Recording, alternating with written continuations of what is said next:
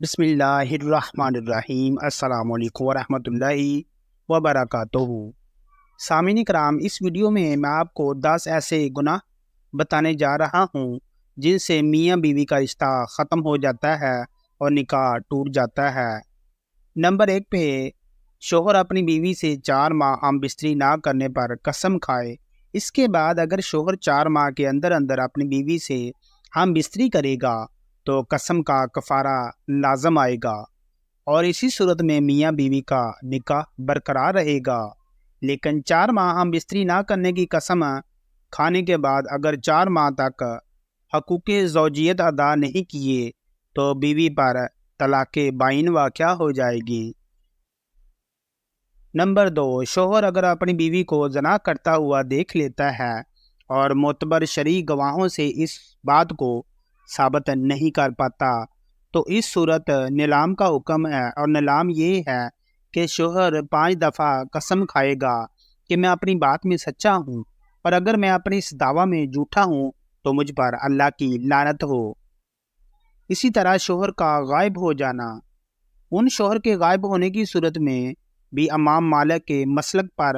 عمل کرتے ہوئے اگر مطلوبہ شرائط پائی جائیں تو کافی 4 سال کے انتظار کے بعد بیوی کو غائب شوہر کے نکاح سے آزاد کر سکتا ہے۔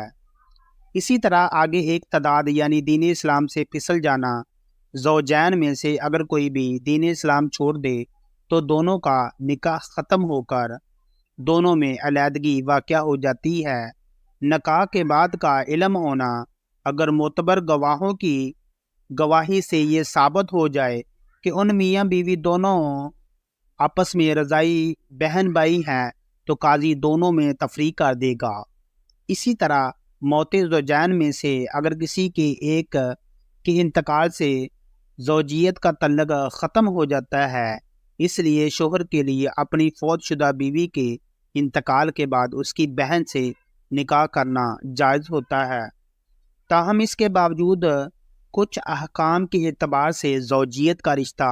ایک ہونا بعد از مثال بھی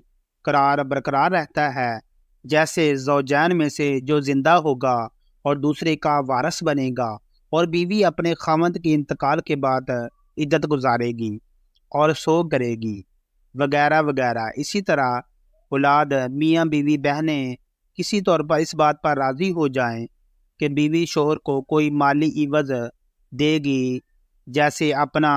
مہر معاف کر دے گی، اور شوہر اس مالی مرض کے بدلے شوہر بیوی کو اپنی زوجہ سے آزاد کر دے گا،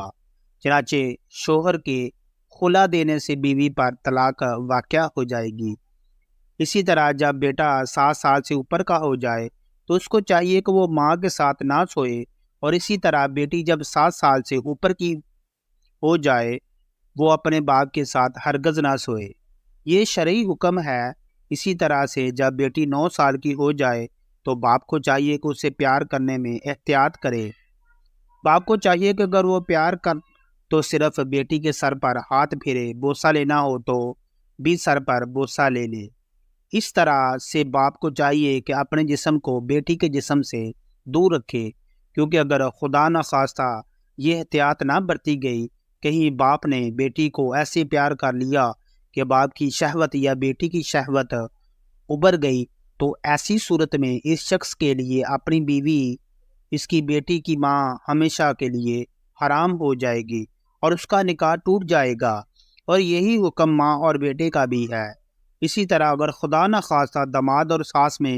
کوئی معاملہ چل پڑے جس کی وجہ سے ان کے تعلقات میں بدنیتی شامل ہو جائے اور ایک دوسرے سے اس طرح سے قریب ہو جائیں جس میں شہوت کا عمل دخل ہوا، تو اس مرد کے لیے اس کی بیوی اس کے لیے ہمیشہ کے لیے حرام ہو جائے گی۔ اسی طرح سسر اور بہو کا رشتہ بھی ہے جس میں احتیاط برتنا ضروری ہے۔ یہ سب رشتے ایسے ہیں جو کہ ہے تو محرم لیکن ان کی حدود ہے۔ سسر کے لیے حکم ہے کہ بہو کو اپنی بیٹی جیسا سمجھے، اس کو بیٹی کا درجہ دے۔ بعض گھروں میں سسر بہو بامر مجبوری اکثر اوقات اکیلے ہوتے ہیں، ان میں اگر خدا نخواستہ کوئی ایسی صورت پیدا ہو جائے جو کہ ان کو شہوت کی نیت سے قریب کر دے، چاہے کوئی ایک دوسرے کے قریب شہوت کی نیت سے جائے تو ایسی صورت میں بھی بیوی اپنے شوہر کے لیے حرام ہو جائے گی۔ تو سامعین کرام، یہ تھے وہ 10 گناہ جس کی وجہ سے بیوی اپنے شوہر کے لیے اور شوہر اپنی بیوی کے لیے حرام ہو جاتا ہے۔ تو دعا ہے کہ اللہ تعالی